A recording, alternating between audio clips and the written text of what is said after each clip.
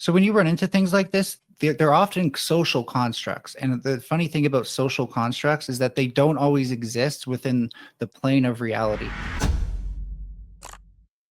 So the point I'm going to make is when I said, could each of us define differently? You talked about the definition is people that have this schema of thinking different characteristics. And you said different people in different areas of the world could have different ideas of what those characteristics are.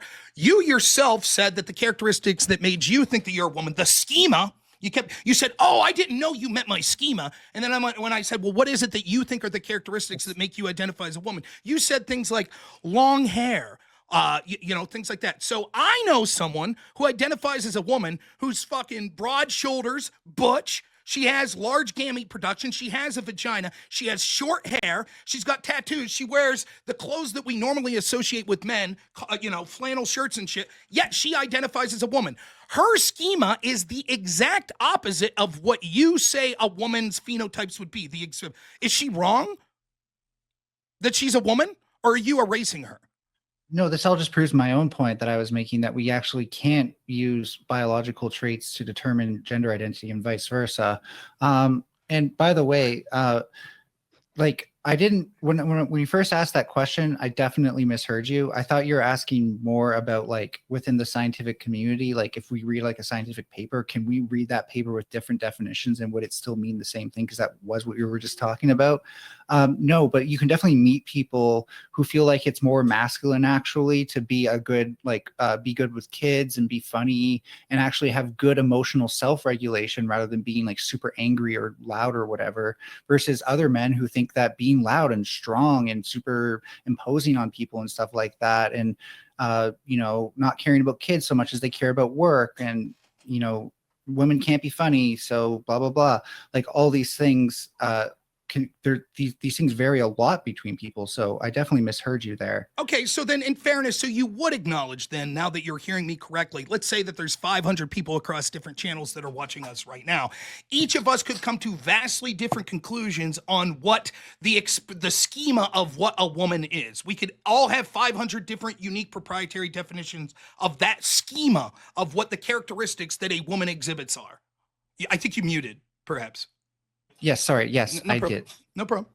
So there could be 500 yes, different definitions of that, correct? No, because not everyone's necessarily going to have the same one. Just some people will. No, wait a minute. So if you're telling me right now that if I asked, let's lower the number. If I asked 10 different people, define to me the characteristics of what a woman is, that there's not going to be differences in each of those definitions? Some differences, not total differences. Okay, nonetheless, there would be differences. And when I asked you what your schema was, I'm telling you, and you could say I'm full of shit, but I guarantee you probably personally know people that this is true of. There are people that exhibit almost the exact opposite characteristics that you were saying the schema of women, such as being butch, having short hair, etc. That still, please let me finish. That still identify. Please, that still identify as woman. So even if I ask, for example, a butch lesbian who's like ripped, facial piercings, exhibits like basically the characteristics that you would associate with a man, but she identifies as a woman, if I asked her, well, what are the characteristics that you think normally identifies a woman? It's entirely possible that she could say, oh, being petite, having long hair, wearing makeup, and yet still I call myself a woman. So why is, when she's admitting that the schema of what she says a woman is opposite of what she is, and yet she still calls herself a woman, why is she wrong? Wait, no. First of all, can you provide me anyone who's like that? Yes, there's plenty of lesbians that would say, I'm abnormal for what most women present as. So in the butch lesbian context, these schemas, again, like I said, the butchness is a rejection of the norms, right? Sure. So someone aligns with that schema still, but they also reject them. So that person might also say, yeah, I'm a woman, but I don't do what other women do. But if other women care about being pretty, they care about having nice long hair, or maybe even straightening or curling it. I don't give a shit about that, right? And so again, gender expression varies heavily between people, even if their genitals don't vary that much. But that's going to be bad for your argument for two reasons. One, it proves that your definition isn't a necessary condition, to go back to that term. I don't need a necessary condition. Please, let me. Okay. It proves that it's not a necessary condition because your definition is Your definition, correct me if I'm wrong, was woman is someone who has like the schema or exhibits the characteristics of what they think a woman is. And so down you're saying, but it could also be the opposite of that. That a woman could be someone who intentionally subverts the expectation. So it could literally be the thing or the opposite of the thing. So when you run into things like this, they're often social constructs. And the funny thing about social constructs is that they don't always exist within the plane of reality. Now, what happens is we start with like a term that we use more colloquially than accurately, like gender.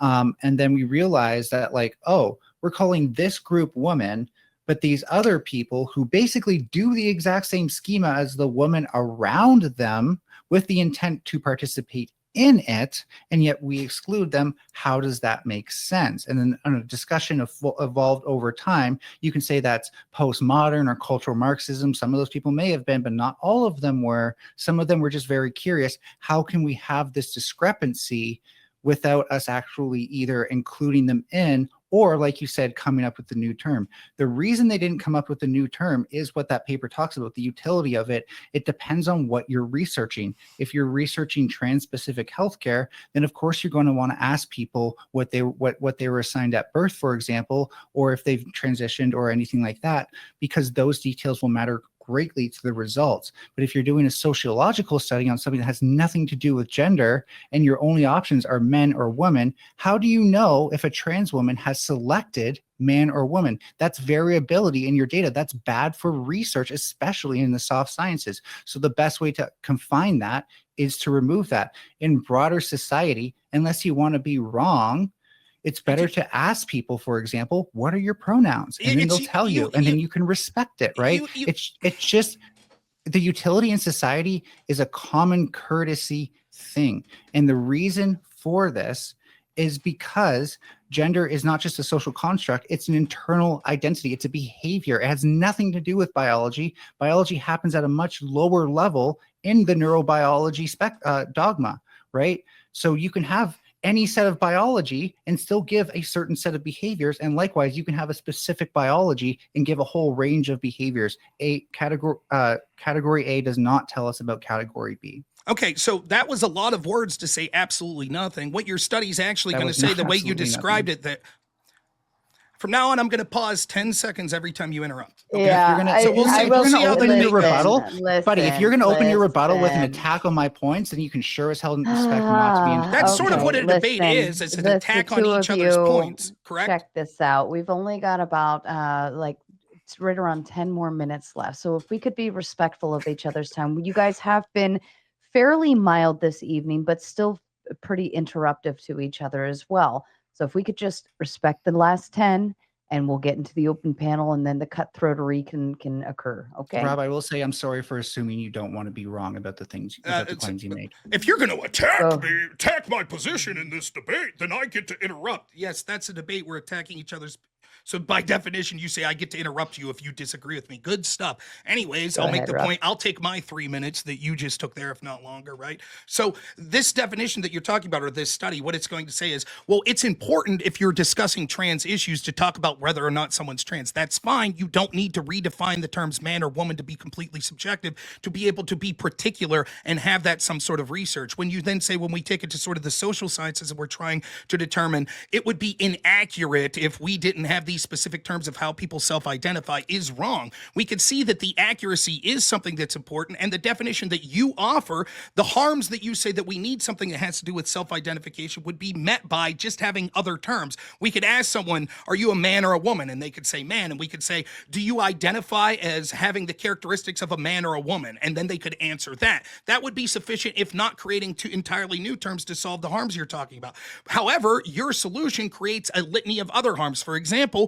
when we look at those sociological studies that have been done all through the past and are continuing to be done, and it says women make 79 cents to the dollar as man, they're clearly talking about the biological nature of male versus female. They did not take that study to ask people, well, how do you identify? Nor would there be utility in asking the question, how do you identify? And the study determining the difference between people that identify as men and identify as women. The utility would be in understanding the pragmatic differences between the biological biological sexes in outcomes that we have. No one gives a shit in how people identify and what the differences are and how they would identify. And again, when we get back to the utility, your term basically means nothing. You started off talking about schema. I started off my opening statement discussing that no matter what, that your definition will basically be at the end of the day, you're a woman if you think you're a woman. You tried to make it complicated by saying, now actually what a woman is someone that exhibits the characteristics of what they think a woman is. Yet then when pressed, and I say, but what if someone exhibits the exact opposite characteristics of a woman, but still calls themselves a woman? You're like, well, that would be fair. They would be allowed to call themselves a woman because they're subverting the expectations of what a woman is. Therefore, in effect, the definition of woman, based on the fact that it could either be the thing you're saying, exhibiting the characteristics of woman, or be the opposite of that and exhibiting the characteristics of men, but that could still make you a woman, then the definition is quite simply, you're a woman if you say you're a woman. The problem with that is that means that the definition is entirely subjective, and no word that has a subjective meaning to each individual will have any utility whatsoever when it comes to a broader context, because the receiver of the message has no clue what you're talking about. Which is, again, why I get back to the point that if there are 500 of us listening right now, and you say there is a woman, we have 500 different examples of what we think that could mean. Some people might say, I think that woman means someone with long hair. Other people might say, no, I don't think that's sufficient. When I think of woman, I think of my mom, who had sort of a beehive haircut. So I don't think long hair comes with the definition of woman. And what we see is there's zero utility, because each individual now says there could literally be millions upon millions of definitions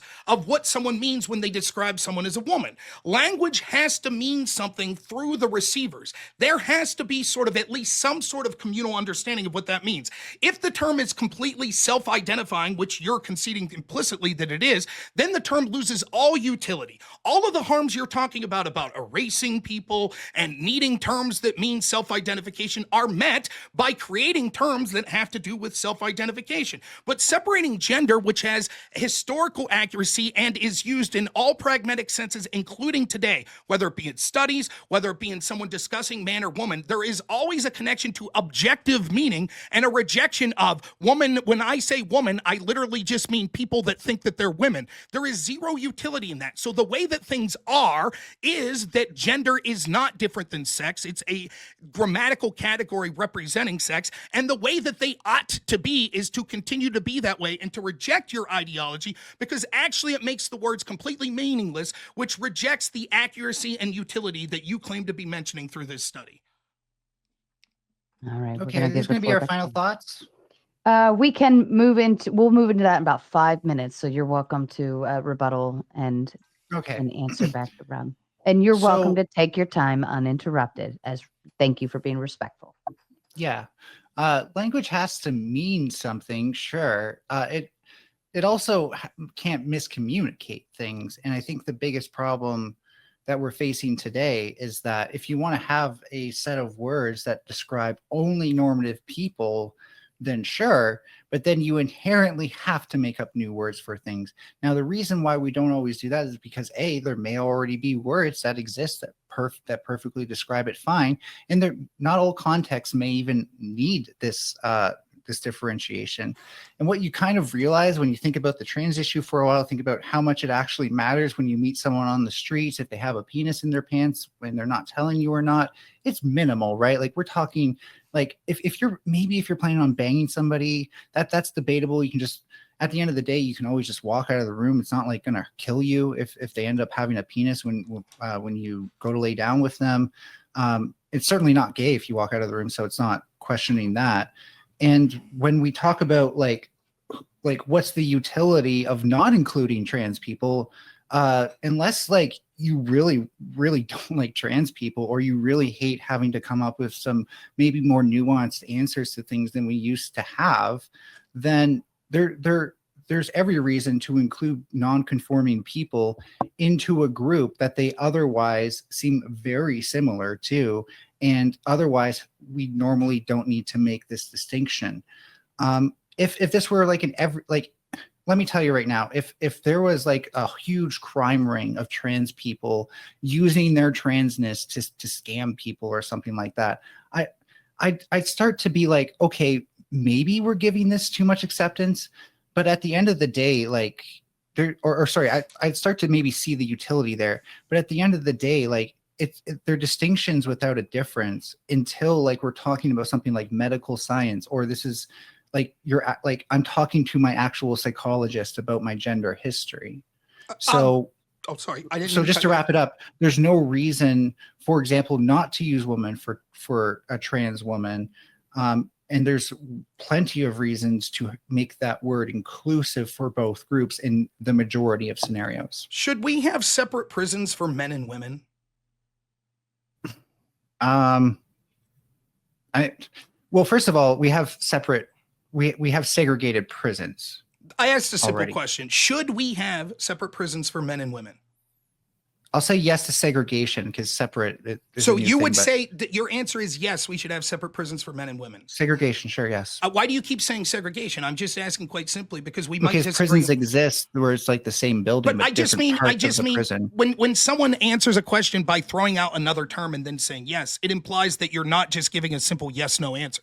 I'm just asking, would you say that the answer is quite simply yes, we should have separate prisons for men and women?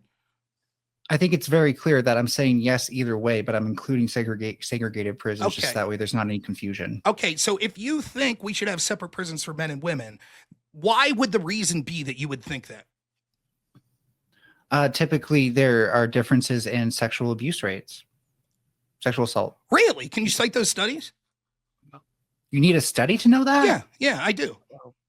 That men are more likely to be the purveyors of more violent sexual assault, and women are more likely to be the recipients of more violent sexual assault. Can you explain to me what makes people that identify as the characteristics that the schema of men more likely to commit sexual abuse? Can you explain that to me? Why people that have a schema of men are more likely to commit sexual abuse? This is something that the APA actually has a fascinating document about. It doesn't sound like it, but it's actually called something like recommendations for practices for boys and men, but they talk about something called gender role strain. And this has a lot to do with how we define masculinity in society. So if I say men are stoic, men are very straight, and men are super strong, right? We're going to keep it simple for now. And then someone feels emasculated in society, then they might resort to something like physical violence more likely than somebody who doesn't care if they feel emasculated like a woman. Now, going to the sex-related stuff, the interesting thing is that it seems like a certain part of the brain, especially in men, it has developed a certain way, so that way men are less likely to understand the difference between sexual behavior and aggression. Versus women tend to see a very clear line between these things. Again, not all men, not all women.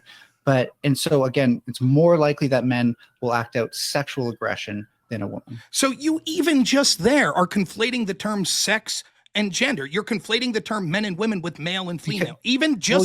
Please. Come on. I'm trying my best. You want to know why? I'm trying my best to stay silent. And it's within 3 seconds every time of me talking, every single time you interject. It's just bad form. That's all I'm saying, right? I will be agreeable. You're conflating the terms even there. Now the truth is not a conflation because I'm not talking about reproductive sex. If you have to mute yourself to stop the interjections, please do so. Otherwise, Rob was kind. He gave you the floor, and I asked. We've got like 2 minutes left. Okay. And then we'll go into closing thoughts. I will take those 2 minutes. So it is obvious that the reason that we would have 1 minute for me to respond. Mel. No, if he takes 2 minutes and I need 2 minutes to respond. We would have had 3 minutes had you not continued interjecting, and then you would have had a response. This is just logistics at this point. I'm just trying to work that out so that way I actually have time to respond. I wonder if men or women are more likely to interrupt. Interesting. Anyways, men. So you're a dude. No. Because a woman starts interrupting someone, it doesn't make them a man. Okay. Now, nonetheless, getting back to the point, it's clear why you're conflating sex and talking about biological males more likely to be aggressive, et cetera, and you're using the term men and women when doing that. Because when I ask you specifically if we should have separate prisons for men and women, and you say yes, the clear understanding of why that is because the studies that you guffawed on, you're asking me for studies, you don't know that. Yes, those studies say that men are more likely to commit sexual violence than women, especially against women, and it has a lot to do with the biological reality because it's using the term men and women to be an identifier for biological sex. It's not saying, oh, studies that say that men commit 80% of sex crimes.